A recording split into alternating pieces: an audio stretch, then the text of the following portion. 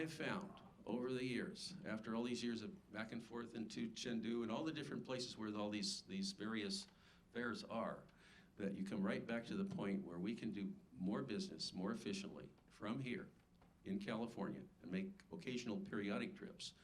Once you get that familiarization going, that is, you network and you start to build a franchise around that. For you people, I brought 3 wines here today, and I'll tell you just a little bit about it, and then I'll turn it back to you. The first wine is one, once we access the China Agricultural University people. By the way, they're number 4 in the world as far as agricultural services and science. Number 3 is Cornell. And anybody would like to guess number 2? Davis. Okay.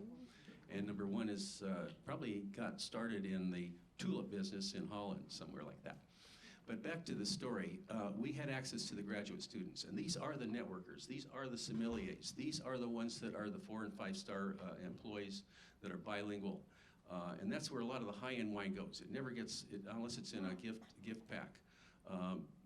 The others end up being winemakers, enologists, viticulturists, and that's a growing industry, tremendously growing, especially in the areas now that are basically producing some pretty good wine.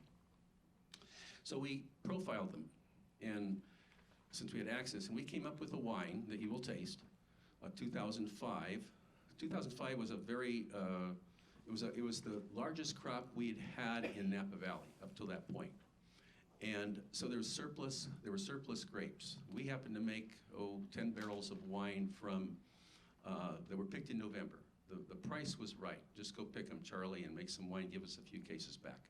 And so we did that. And we were able to affordably put a wine out there that was quite good, but had what we captured as a ripe note, jammy character without being, having any residual sugar. Since you're all here, you understand a little bit about wine.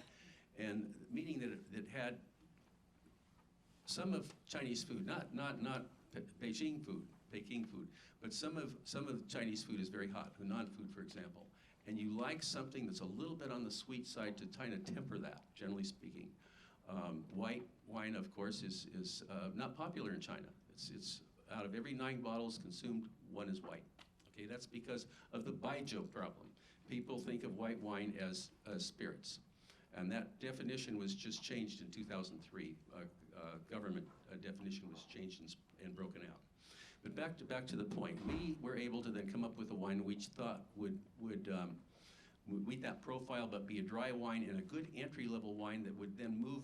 We could then move an audience in another direction, in a direction that was more French, Bordeaux style. I'm a Bordeaux producer, or wine of Bordeaux blend producer primarily. We've recently come out with, and we held the inventory back until we were ready to do this. We came out with a wine that goes more that direction, and you'll taste these wines. There was a second wine that we produced, and we tried it in China, and it was too early to sell that wine. And it was like the first wine. So you're gonna have 2 wines that are very similar. The second wine that you have will be the same thing, but more like an American palate would like, or the French would like. Interestingly enough, the first wine is preferred in China when we've done profiling about 8-2. And it's almost the reverse. It's 7-3 in the United States. 3 will like it and 7 will not. Okay, the first one. Versus the second one that I tell you about, which is the preferred, and that one by the American standard, and that was about the reverse, about the same. The wine that I introduced to you is the second generation of what we introduced to China. Again, dry wine, nicely made, and more toward that French level. And I'll leave with that, and then I'll let you take over from there. So to be continued.